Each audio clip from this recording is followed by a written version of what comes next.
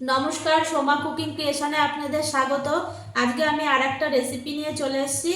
আজকে রান্না করব ওলকপি, আলু আর ঘরে দেওয়া বড়ি দিয়ে বাটা মাছের ঝোল রান্না করব। ভিডিওটা দেখবেন। মাছগুলো লবণ হলুদ মাখিয়ে নেব।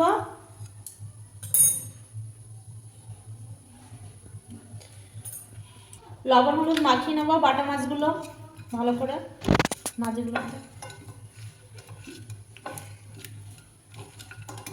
মাছগুলো মাখানো হয়ে গেছে, এবার ভেজে নেব। কড়াইতে সরষের তেল দিয়েছি, তেল গরম হয়ে গেছে, মাছগুলো ভেজে নেব।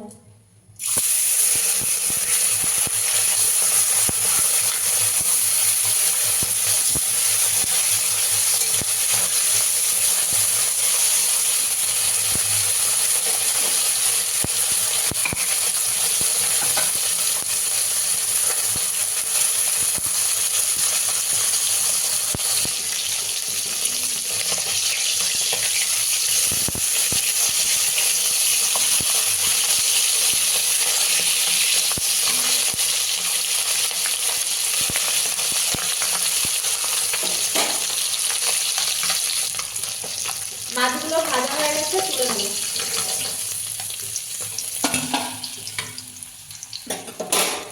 এই মাছ ভাজা তেলের মধ্যে বড়িগুলো ভেজে নেব।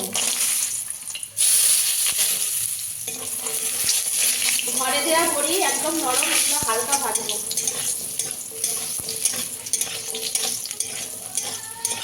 বড়িটা ভাজা হয়ে গেছে, তুলে নেব।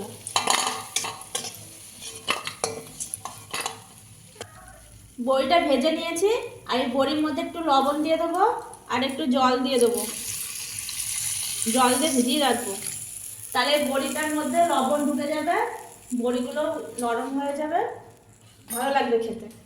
আর এই জলটাই পরে দিয়ে দেবো আবার ঝোলের মধ্যে। আর একটু তেল দিয়ে দেবো।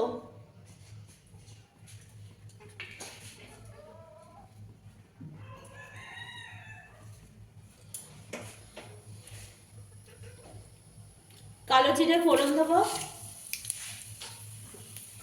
ওলকপি আর আলু, কেটে রাখা ওলকপি আর আলুগুলো ভেজে নেবো এবার।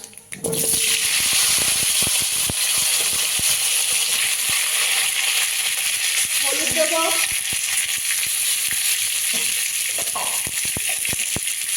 লবণ দেবো, আলু আর ওলকপিটা ভেজে নেবো।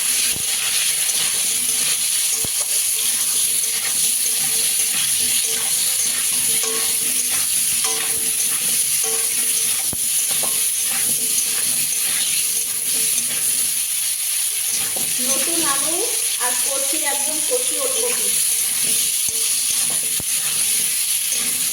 ভালো করে একটু ভেজে নেব।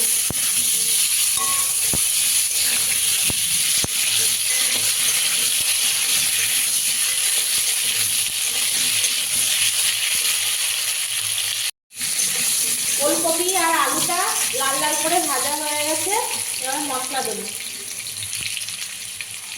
জিরে বাটা দেবো, পরিমাণ মতো জিরে বাটা। আদা বাটা দেবো পরিমাণ মতো। কাঁচা লঙ্কা বাটা দেবো পরিমাণ মতো। লঙ্কার গুঁড়ো দেবো পরিমাণ মতো, অল্প করে।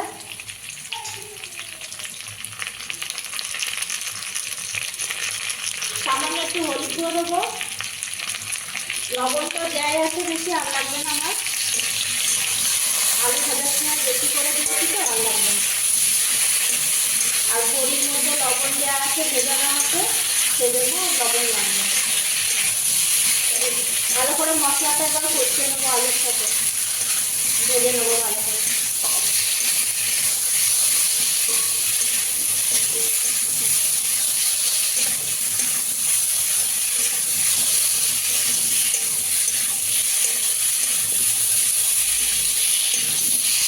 আলু ওলকপির সাথে মশলাটা ভাজা হয়ে গেছে, এবার জল দিয়ে দেবো।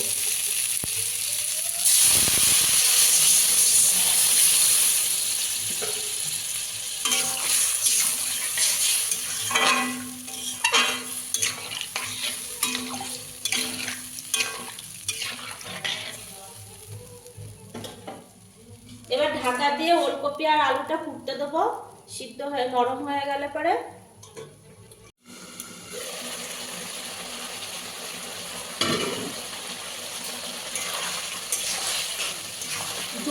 জলটা শুকিয়ে নিয়েছি। আর দেখুন আলুগুলো নরম হয়ে গেছে, ওলকপিও নরম হয়ে গেছে। এবার মাছগুলো দিয়ে দেবো, ভেজে রাখা বাটা মাছগুলো দিয়ে দেবো।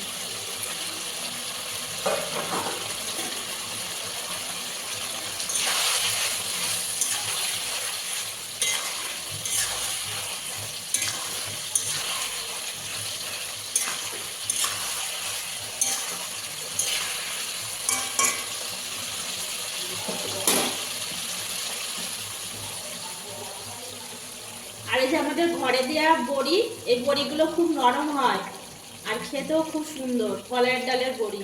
এবার এই বড়ির ঝোলটা বড়িগুলো দিয়ে দেবো, সবার লাস্টে দিচ্ছি কারণ বড়িগুলো খুব নরম তো ভেঙে যায়, ওই জন্য সবার লাস্টে দেবো।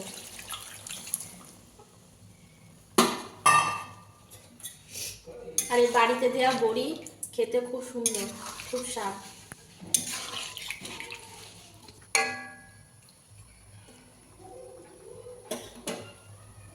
এবার ফুটিয়ে নেব ভালো করে।